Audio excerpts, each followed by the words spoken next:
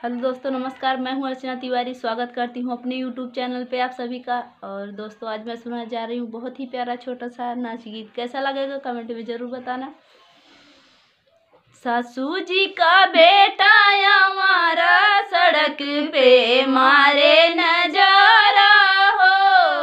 सासू जी का बेटा हमारा सड़क पे मारे नजारा हो।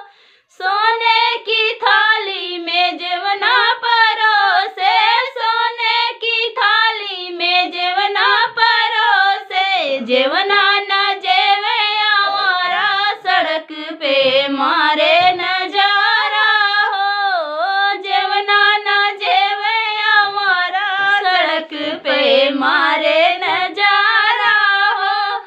सासू जी का बेटा हमारा सड़क पे मारे नजारा हो।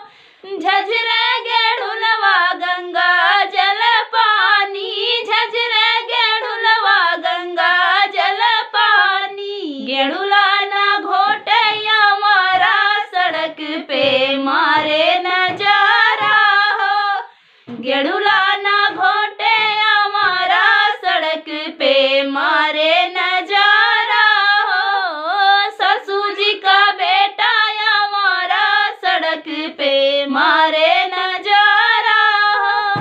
लाची लवांगी के बीरा जराए, लाची लवांगी के बीरा जराए, बीरवा ना पहुँचे हमारा सड़क पे मारे नजारा हो। बीरवा ना कूचे हमारा सड़क पे मारे नजारा हो।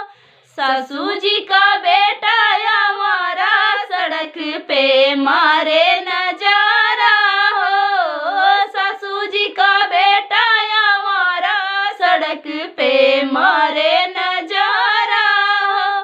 फूला ही चुनी चुनी से जा लगाए, फूला ही चुनी चुनी से जा लगाए, से जाना सोवई हमारा सड़क पे मारे नजारा हो। से जाना सोवई हमारा सड़क पे मारे नजारा हो।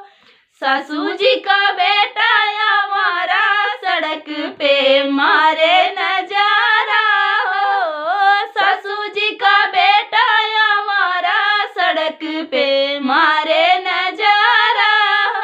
बहुत ही प्यारा छोटा सा नाच गीत था। कैसा लगा कमेंट में ज़रूर बताना। फिर मिलते हैं किसी नए वीडियो में नए गाने के साथ। तब तक के लिए बाय बाय।